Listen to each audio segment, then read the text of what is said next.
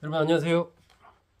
윤석열 대통령에 대한 탄핵 심판이 진행되면서 양측의 여론전이 치열하게 펼쳐지고 있습니다. 탄핵을 주장하는 쪽은 주장하는 대로 또 탄핵 기각을 외치는 쪽은 외치는 대로 세를 보여주면서 주말마다 광화문이라든지 헌법재판소 앞에서 상당한 규모의 어떤 집회를 계속해서 지금 이어가고 있습니다. 이런 부분에 대해서 뭐 헌법재판관들도 사람이기 때문에 영향을 안 받을 수는 없겠죠. 하지만 이것이 뭐 또 결정적인 영향을 끼친다 이렇게 볼 수는 없습니다. 뭐 이런 부분에 여론이라든지 직접 이 집회의 흐름 이런 것에 크게 영향을 받아서 그의 결정 짓는다면 그건 정치인들이겠죠. 재판관, 판사들은 결국 그 헌법과 법률 그리고 양심에 따라서 판단을 하는 그러한 사람들이 아닌가 그렇게 생각합니다. 또 그 정도의 양식은 갖고 있는 재판관들이 아닌가 기본적으로 저는 그렇게 생각하고 있습니다. 이 탄핵 기각이냐 인용이냐를 가르는 포인트는 세 가지입니다. 지난번에 제가 잠깐 말씀드렸었는데 우선 첫 번째는 헌법과 법률을 위반했는가입니다. 이것이 이제 기초적으로 상당히 중요합니다. 그리고 두 번째는 그 위반한 정도가 상당히 중한가 아니면 그냥 위반했지만 가벼운 위반인가 이것이 또 굉장히 중요합니다.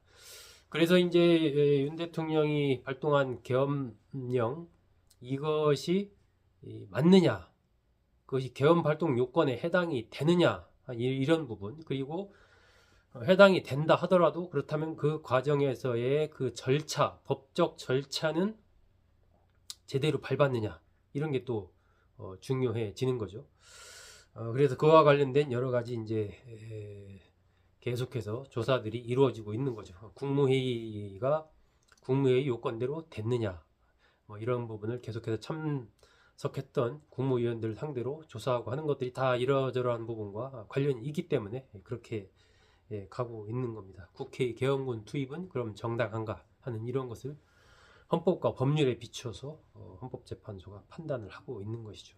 이 두 가지 위반했는가, 그 위반의 정도가 중한가.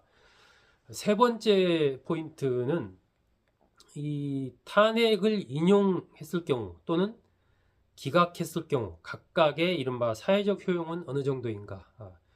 뭐 쉽게 말씀드리면 후폭풍이 어느 정도인가 이것도 좀 보는 거죠. 탄핵을 기각했을 때 올 사회적인 혼란이라든지 이런 것들이 어느 정도인가. 또 탄핵을 그럼 기각했을 때 올 그런 건 어느 정도인가 이런 것까지도 감안을 하는 뭐 크게 봐서 이런 세 가지 관점에서 탄핵 인용을 할 것이냐 기각을 할 것인가가 좀 정해지지 않을까 이렇게 생각을 합니다. 헌법재판관들의 성향, 뭐 진보 성향이나 보수 성향이냐 뭐 이런 것도 하나의 포인트는 될 수 있겠지만은 그에 앞서서 제가 말씀드린 그 세 가지가 훨씬 더 중요하다.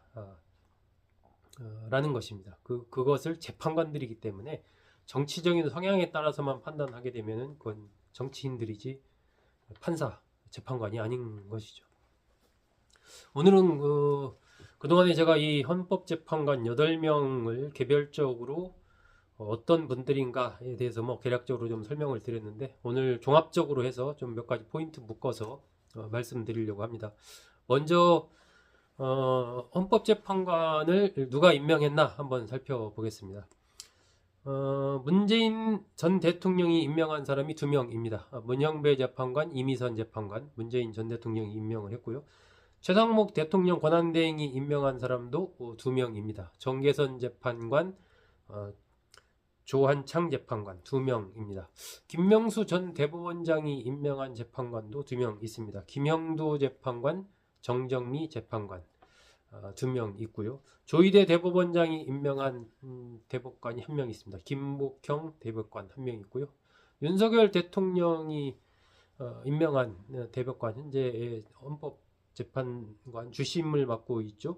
정영식 재판관이 윤석열 대통령이 임명한 재판관입니다. 이 성향으로도 뭐 그동안에도 아마 여러분 보도 나온 거 많이 보셨을 텐데 뭐 개략적으로 한번 이렇게 본다면 정영식 재판관과 조한창 재판관은 이제 보수 성향이다 이렇게 볼 수 있을 것 같고요. 중도 성향 또는 중도 보수 성향으로 볼 수 있는 재판관들이 김형두 재판관, 김복형 재판관, 정정미 재판관, 그리고 이제 진보 성향이다 이렇게 볼 수 있는 재판관이 문형배 재판관, 이미선 재판관, 정계선 재판관, 이렇게 대략 볼 수 있지 않을까 이렇게 좀 판단이 됩니다. 하지만 아까도 제가 말씀드렸다시피 이건 하나의 참고 사항일 뿐 결국 판사들은 이 헌법과 법률의 위반 여부, 중대성, 사회적인 효용 이런 측면을 따져서 파면이냐 기각이냐를 결정하게 된다. 이렇게 말씀드립니다. 이 최고령 재판관은 정영식 재판관입니다. 1961년생이고요. 최연소 재판관은 이미선 재판관 1970년생입니다. 이번에 이제 쭉 통계를 제가 내면서 보니까 좀 재밌다라고 표현하는 것이 어떨지 모르겠습니다만 재밌는 것이 이미선 재판관은 이제 부산대 법대를 나왔습니다. 이미선 재판관을 제외한 나머지 7명의 헌법재판관들은 모두 서울대 법대를 나왔습니다. 윤석열 대통령과 동문인 것이죠.